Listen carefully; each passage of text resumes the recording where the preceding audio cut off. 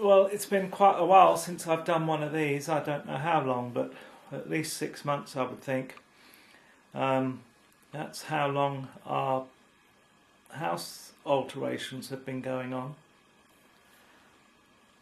And I've just been sitting here this evening and listening to Iris Dement, and how a person can manage to produce so many moving songs, just one after the other. I've really no idea. I don't think I know anybody like her, where each track, they feel like tunes that you know already. You know, that they're ancient tunes that everyone knows. They're not. They're all written by her. But they're very melodic, and some of the most painfully sad songs I've ever heard. And of course, I imagine most of us, well certainly I can only speak for me, I understand a lot of what she's singing about. There's some stuff that I don't. She came from a loving and close family by the sound of it, and when she sings about that, I just go along with the melody, and but I don't really understand what it is she's singing about. And somebody left me a really nice message on my blog. It was either today or yesterday, and she was talking about the effect that reading what I wrote had on her. And if you're watching this video, thank you very much. Comments like that really do make a difference to me, because as I've said before, I often feel that I don't really sort of give anything in life, and I just get taken care of. And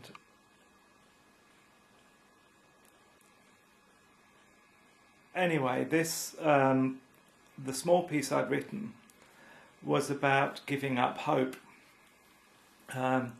Because we're always told, oh, you must never give up hope. And that really isn't true.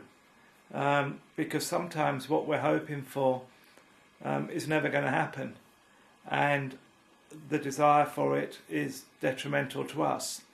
What I was strictly referring to is hoping for love and approval from people who are never going to give it to you, in this case meaning parents, because certainly my own life didn't become what it is now until I realised that that was just never going to happen, and I couldn't spend my life performing and trying in every which way I could to get just an ounce of love or approval from them. The only way I was going to be able to recover was to give that particular hope up. And that's what I tell other people. Now, one of the commentators today clearly didn't understand what I was talking about, because they started to talk about forgiving abusive people and your parents and that sort of thing, and that isn't what this piece was about. It wasn't about forgiveness and giving up hope and that you're ever going to receive what it is that you want, has really got nothing to do with forgiveness. It's to do with letting go and realising that in order to have a good life, you don't need their approval. You don't need their love either. It would have helped if you'd had it in the first place, but the point is you didn't. And I've been very fortunate that I've got it from other people. Certainly when I was a boy, there was always a kindly neighbour, and nearly always a woman. Well, in fact, always a woman. Who I think intuitively understood that I was a child in need. Whether they intellectually understood what was going on. I've no idea. I think one or two did. And I guess I'd rather not think about that. Because if they did know, they didn't do anything.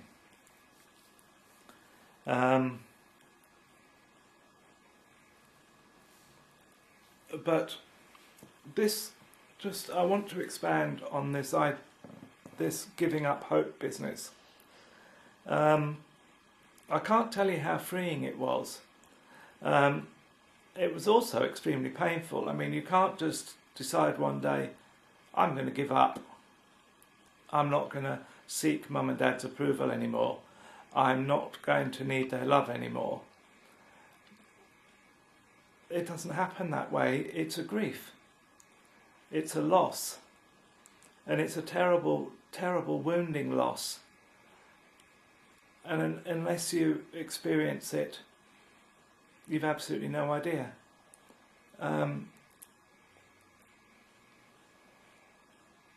by that, I mean, even if you're in the same situation that I was in, you still have no idea of the pain involved until you experience it. See, a lot of us get into trouble because we don't experience our own pain. We shut it off.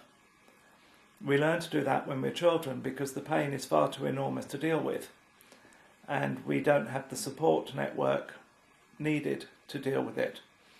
So we keep it all inside, and this has terrible effects.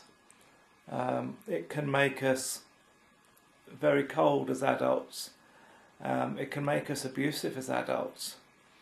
It can make us nutty. It can make us self-harm. The latter two is what I did, and there's plenty of people that would say I'm still nutty. I know that I was talking about this with John the other day, that I've seen films or programs about special people, shall we say, people who basically have been badly affected by trauma, and I've watched them and I've really not made the connection between their weirdness and mine.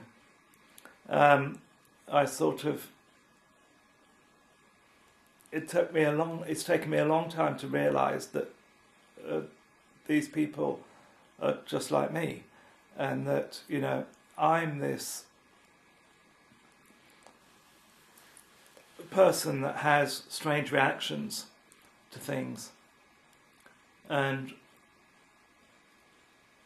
I mean, only John or my very closest friends would even know this. John certainly does, because of course he's lived with me for 31 years. And he understands that PTSD takes all sorts of weird and wonderful forms. Now, he knows that even after all this time of being with me and living together and being in the same house, he can't just come up behind me and touch me without me jumping out my skin and hitting him, or me completely overreacting to something that he says or does, or a look, or if he's in a mood. That's the worst one. Because even after all these years, there's always this fear there in the background that, you know, this is dangerous if he's in a mood. Well, of course, John's never been dangerous in his life. Well, certainly not to me. So, you see, people, I think one of the drawbacks today of abuse being spoken about and out from under the carpet, so to speak, is that it's become rather sort of easily dismissed, and that people just think, oh, you know, you go to therapy for a year and that's the end of it. It's never the end of it. And I do know from the comments I've had that there are people travelling the same road as me who some have realised the same that I realised, and there are others who still don't get it, that they're still expecting that one day they will be recovered, and that day is never going to come, because we never will be. We will never ever be as if it never happened. It's irrevocable. That's what people don't understand about child abuse. It's not something you can get over. It's the damage that it does is irrevocable. It cannot be undone. It's like chopping an arm off. It can't be sewn back on. That's the end of it. Your arm's gone. But you can learn to live a very good life with that arm gone. And that's what the recovery process is about. Maybe they shouldn't really call it recovery, because that does give you a sense of hope that is false. Because we will never ever be recovered. We won't be as if it didn't happen. I know I'm repeating myself, but I just don't know how much more clearly to make it. You know, our reactions, the dreams that we have, the reactions that we have to other people, the sudden feeling of just something minor happening that for some reason triggers off a whole series of emotions in us, which have all got to do with the past. It's still there. I know that I've just realised that this is what's been going on with me for the last few days, because I have been feeling very wounded again. And I haven't really been able to think of a reason why.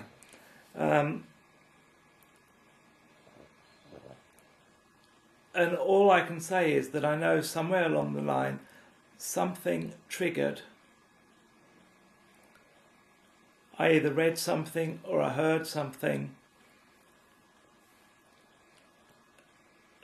that triggered off a series of memories, all subconsciously, of course. And that's what I'm talking about. I'm talking about those blue days where you don't quite understand, why am I feeling like this? Why am I plunged back into that lost and lonely child and that hurt child? And it can be something as simple as a look that you got in the supermarket, or a smell, or a fleeting memory. You're looking out the window and a bird flies by the fruit tree, and something about that suddenly plunges you back. It's like, you know, we reminisce about good things,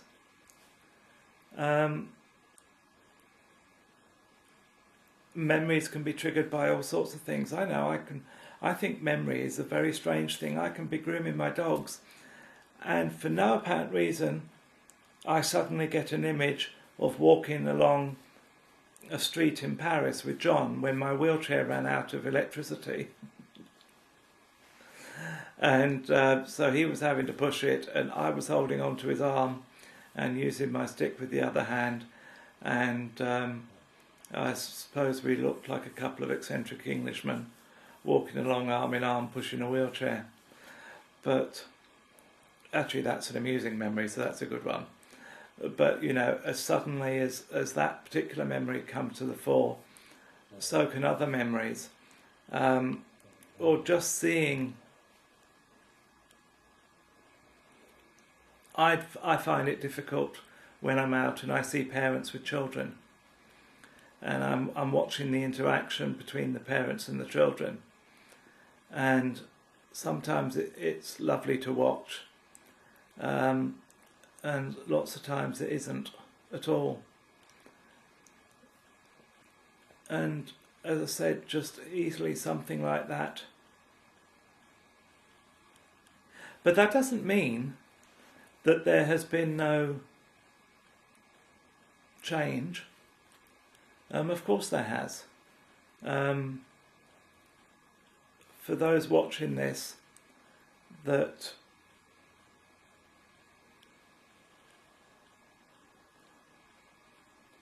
have been through the same process and worry that we take backward steps, but look how many forward steps that we've taken.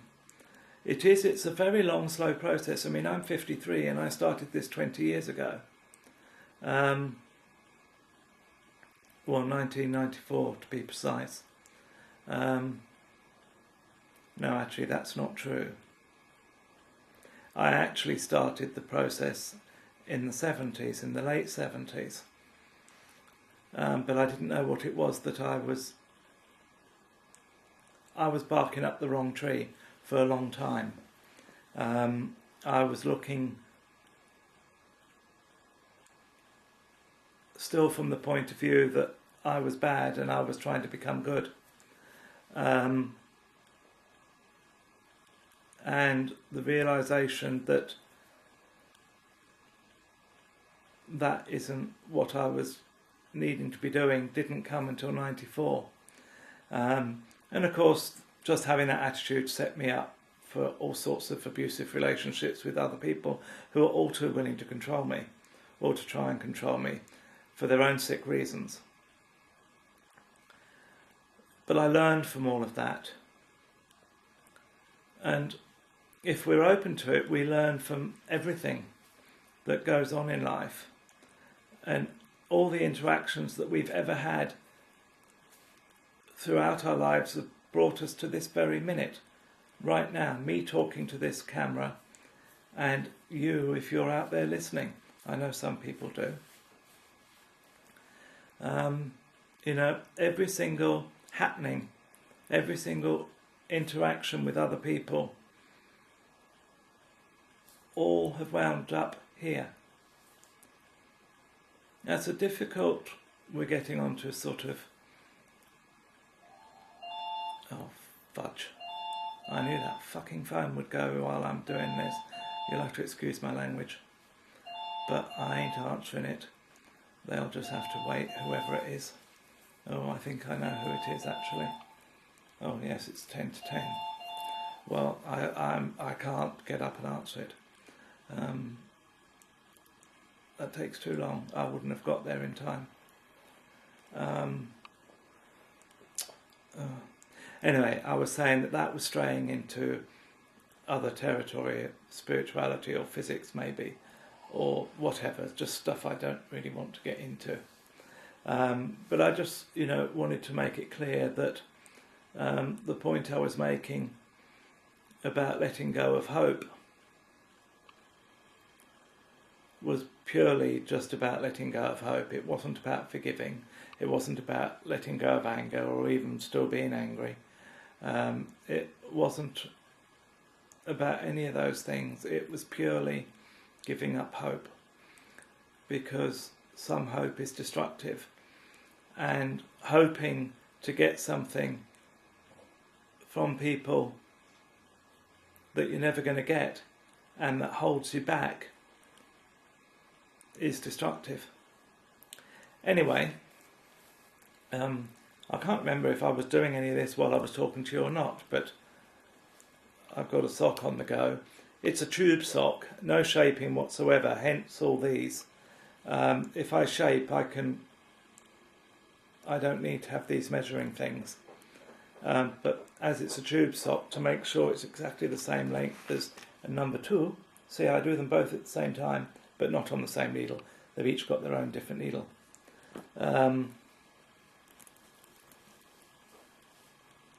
Oh, bugger, I've forgotten what I was talking about. I was talking about this, wasn't I? Oh yeah, these are every 10 rows to make sure they're both the same length. And so I don't use them when I'm shaping, because I can count easily enough while I'm doing that. Anyway, the reason I'm doing tube socks is because I knitted a pair of tube socks for a friend. And I've never done them before. And I thought they wouldn't be any good. But it appears that they are. So I've made a pair for me, and I will wear them the same as I wear my other socks for a full 24-hour period and see how I get on. Will they be comfortable? Who knows? Anyway, good night.